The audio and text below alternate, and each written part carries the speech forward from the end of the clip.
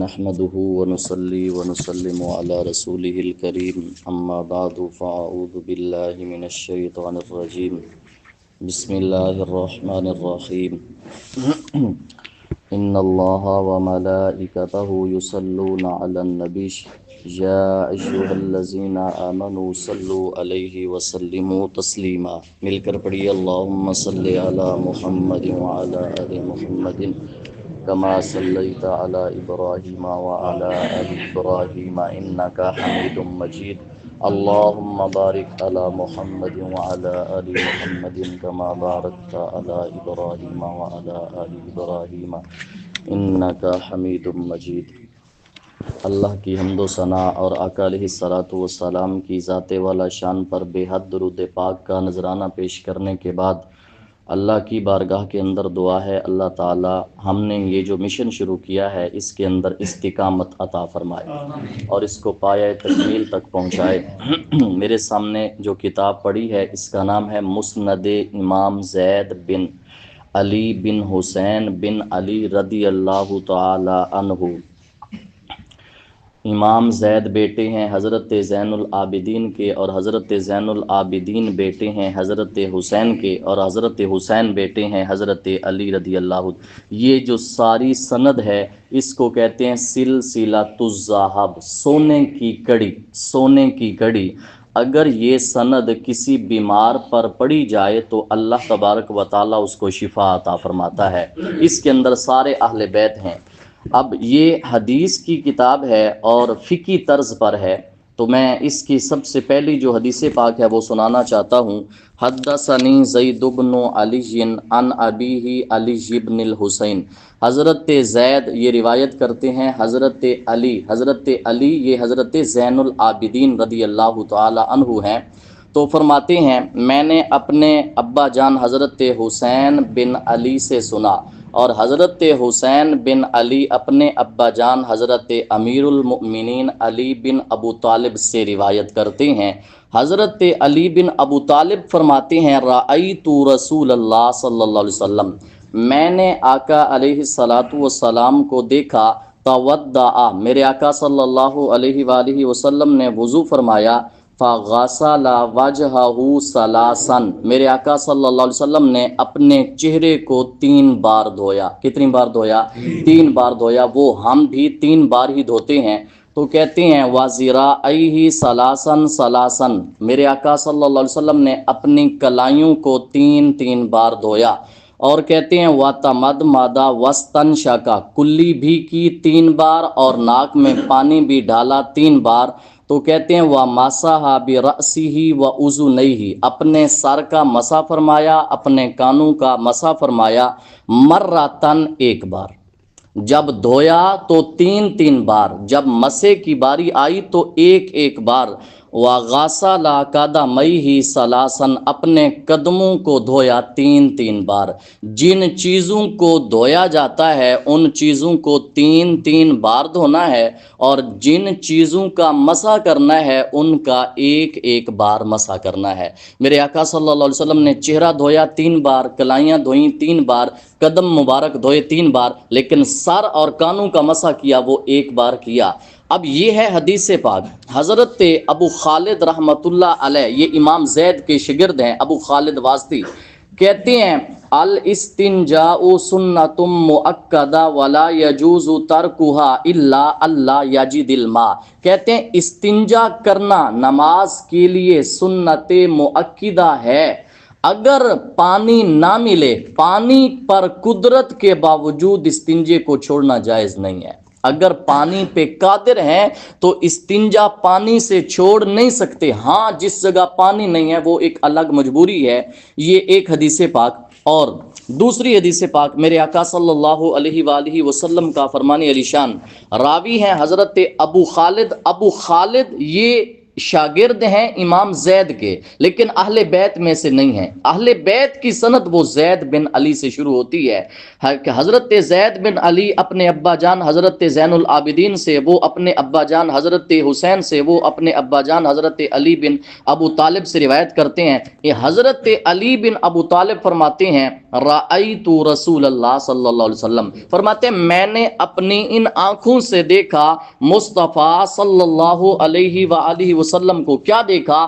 واتی آبیرا بعیرن، میرے آقا آ رہے تھے، راستے میں اونٹ کی گیلی مینگنی پڑی ہوئی تھی، اونٹ کا جو بڑا پیشاب تھا وہ پڑا ہوا تھا، تو میرے آقا صلی اللہ علیہ وسلم نے راتا بافا ماساہا، اس کو پاؤں سے روندا، روند کر کہتے ہیں وصلا، زمین پر رگڑا، پھر آئے تشریف لائے نماز پڑھی، کہتے ہیں نہ پاؤں مبارک دھویا ہے نہ وضو فرمایا ہے۔ یہ حدیث پاک ہے۔ آقا علیہ الصلوۃ والسلام آئے، ہم جس طرح راستے میں نہیں آتے جوتی سے کسی نجاست کو رگڑا، ہم جب مسجد میں آئیں گے نہ وضو دوبارہ کرنے کی ضرورت ہے نہ پاؤں دھونے کی ضرورت ہے، چونکہ پاؤں میں جوتا پہنا ہوا ہے، وہ جوتا نجس ہوا ہے۔ انسان کا جو پاؤں ہے اور اس کے اندر وضو کے اندر فرق نہیں آیا۔ یہ آقا علیہ الصلوۃ والسلام کا فرمان علی شان۔ دو حدیثیں۔ تیسری حدیث پاک حضرت علی بن ابو طالب فرماتے ہیں قال رسول اللہ صلی اللہ علیہ وسلم، میرے آقا صلی اللہ علیہ وسلم نے فرمایا القلص یفسد الوضوء، منہ بھر کے الٹی کرنا وضو کو توڑ دیتا ہے۔ منہ بھر الٹی کتنی ہوتی ہے؟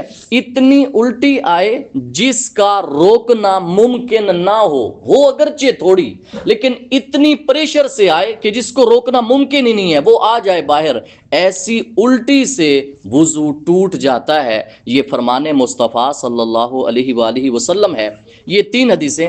چوتھی حدیث پاک میرے آقا صلی اللہ علیہ وآلہ وسلم، راوی ہیں حضرت علی بن ابو طالب، کہتے ہیں جاء رجل الی النبی صلی اللہ علیہ وسلم، ایک شخص آتے ہیں آقا علیہ الصلوۃ والسلام کی بارگاہ میں، آ کر عرض کرتے ہیں یا رسول اللہ اصابتنی جنابتن، یا رسول اللہ مجھے جنابت پہنچی ہے۔ جنابت ہوتا ہے جب بندہ غسل بے غسلی کی حالت میں ہوتا ہے، اسے کہتے ہیں جنابت۔ یا رسول اللہ مجھے جنابت پہنچی ہے، فغسلت رأسی، میں نے اپنا سر دھویا، سر دھو کر ثم جلست، تھوڑی دیر میں بیٹھ گیا، جب میں بیٹھا ثم جف رأسی، میرا سر خشک ہو گیا۔ میں جنابت کی حالت میں تھا، میں نے غسل کا ارادہ کیا، میں نے سر دھویا، تھوڑی دیر بیٹھ گیا، اب سر خشک ہو گیا ہے، اب میں چاہتا ہوں کہ دوبارہ غسل کروں، تو یا رسول اللہ میں سر کا دوبارہ اعادہ کروں گا؟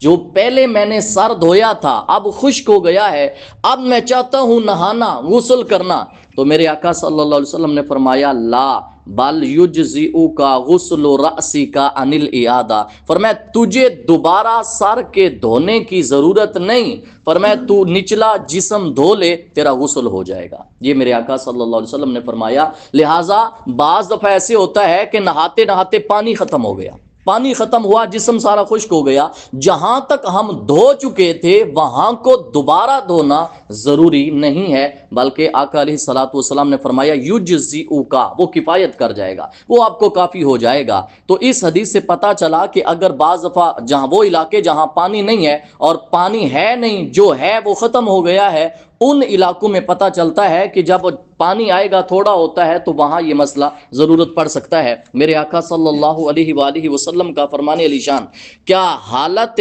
جنابت میں بندہ پلید ہو جاتا ہے، نجس ہو جاتا ہے، اس کے ساتھ ہاتھ ملا سکتے ہیں یا ہاتھ نہیں ملا سکتے؟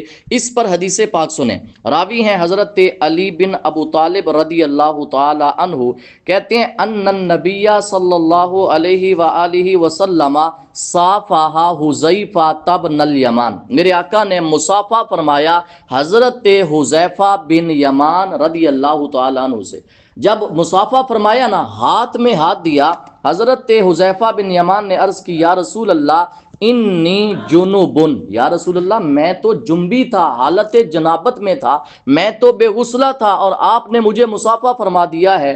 فقال لہ النبی صلی اللہ علیہ وآلہ وسلم، میرے آقا صلی اللہ علیہ وسلم نے فرمایا ان المسلم لیس بنجس، فرمایا مسلمان کبھی بھی پلید نہیں ہوتا، مسلمان کبھی بھی نجس نہیں ہوتا۔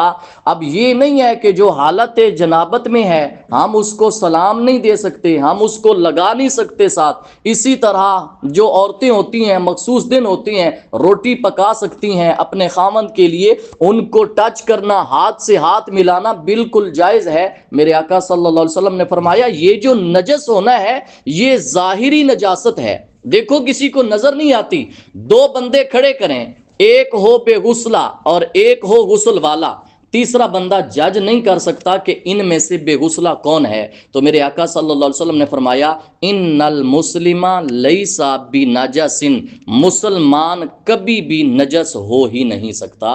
تو میرے آقا صلی اللہ علیہ وسلم نے یہ شان بیان فرمائی ہے، حالت جنابت میں بھی مسلمان کبھی نجس نہیں ہوتا، تو پھر جو دوسری حالت ہے اس میں کیسے نجس ہو سکتا ہے اور کوئی جراثیم منتقل ہو سکتا ہے؟ تو یہ آج میں نے 5 حدیثیں بیان کی مسند امام زید کی۔ آپ سب سے التماس ہے، میرے آقا صلی اللہ علیہ وسلم کا فرمان علی شان ہے من یرید اللہ بہ خیرا یفقہہ فی الدین، جس کے ساتھ اللہ بلائی کا ارادہ فرما لیتا ہے اس کو دین کی سمجھ عطا فرما دیتا ہے۔ خوش قسمت ہیں آپ لوگ جن کے 10 منٹ دین سیکھنے اور سکھانے میں گزرے ہیں، خوش قسمت ہیں وہ لوگ، چونکہ میرے آقا صلی اللہ علیہ وسلم نے فرمایا من تعلم کلمتن او کلمتان او ثلاثن او اربعن او خمسن، فرمایا جس نے دین کا ایک کلمہ سیکھا یا 2 سیکھے یا 3 یا 4 یا 5 سیکھ کر ثم یعلمہن، جا کر پھر آگے سکھایا، فرمایا داخل الجنہ، وہ جنت میں ضرور داخل ہوگا۔